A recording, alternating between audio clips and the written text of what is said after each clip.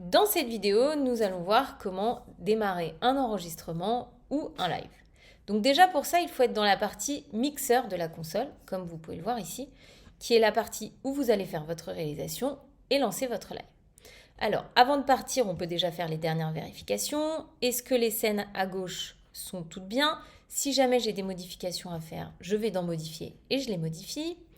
À droite, j'ai bien ma caméra. Donc, aujourd'hui, je n'ai pas d'invité, mais si j'avais un invité, je verrais tout le monde ici ou d'autres caméras pour être sûr que tout le monde est connecté, tout le monde est là.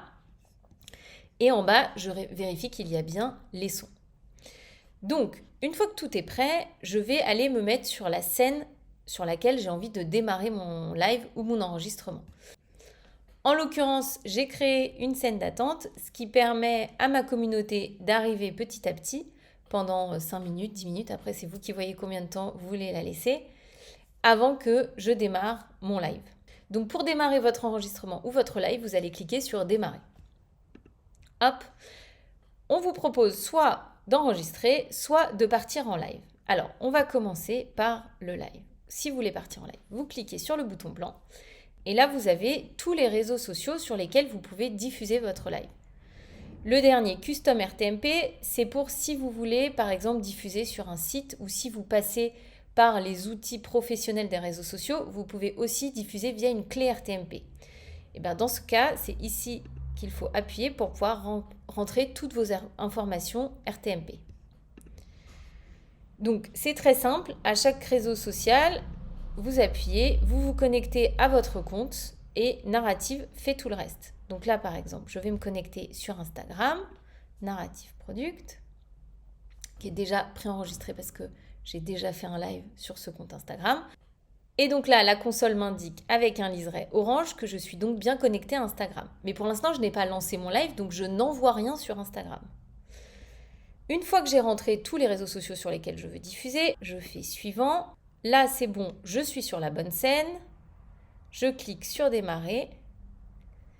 Et ça y est, mon live est lancé. Donc là, pour l'instant, les gens ne voient dans mon live que le petit écran d'attente. Là, vous voyez, à droite, j'ai un message qui me dit la diffusion sur votre compte Instagram a démarré. Sachant que si ça n'a pas fonctionné parce que je me suis mal connectée ou j'ai eu un souci, vous aurez un message qui vous l'indique.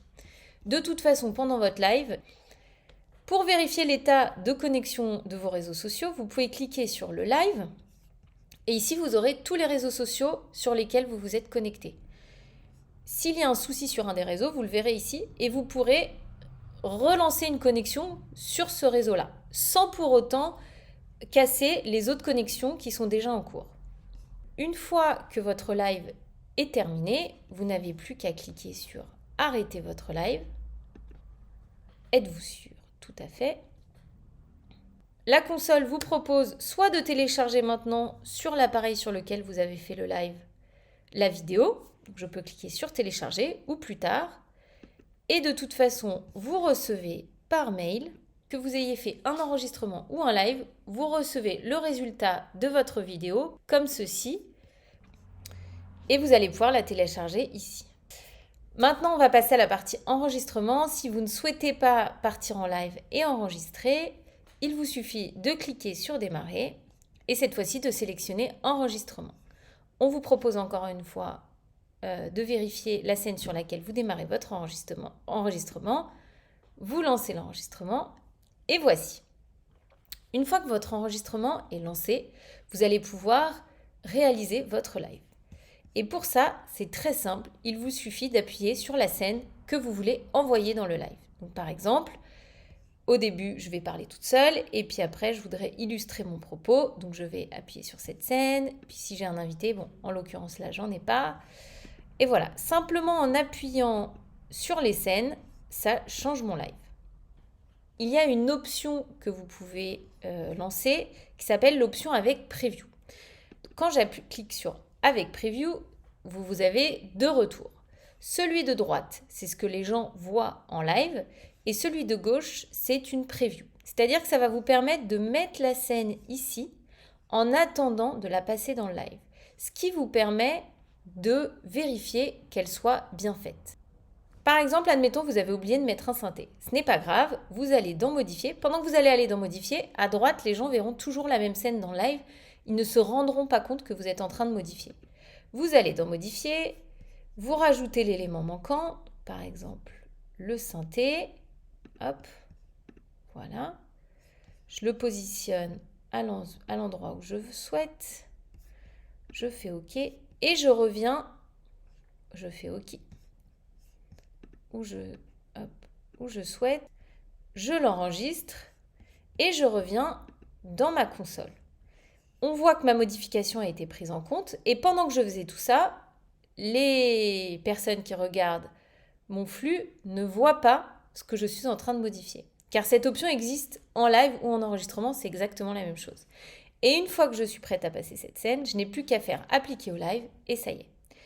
Donc ça, c'est vraiment une question de goût. Il y a des personnes qui préfèrent avoir la version sans preview et dès qu'ils cliquent sur une scène, elle va dans le live ou dans l'enregistrement, et d'autres qui préfèrent avec la preview.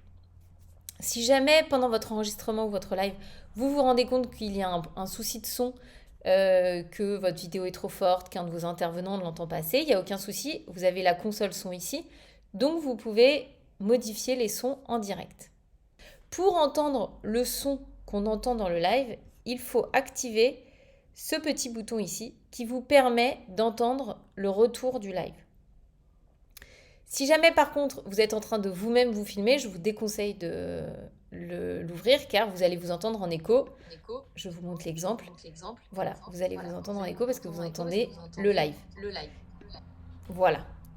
Une fois que vous avez terminé, vous cliquez sur arrêter l'enregistrement. Êtes-vous sûr ? Et comme pour le live, on vous propose de télécharger tout de suite la vidéo ou sinon plus tard car vous l'avez reçue sur votre mail de façon instantanée à la fin du live. Donc si on va vérifier, voilà, ma vidéo est arrivée, je peux la télécharger. Et là, vous allez voir que vous soyez en train d'enregistrer ou en train de faire un live, vous avez le contenu que vous avez réalisé. Voilà. Mais en dessous, vous voyez quelque chose appelé diverger. En fait, vous allez pouvoir télécharger aussi votre vidéo sans habillage. Ce qui vous permet par exemple, si vous avez besoin de remonter des éléments dans votre vidéo, de pouvoir les remonter très facilement car c'est simplement la contribution vidéo sans le fond, sans l'habillage, sans les synthés, sans rien. Donc vous avez accès aux deux. J'espère que cette vidéo vous aura été utile. À très vite pour un nouveau tuto.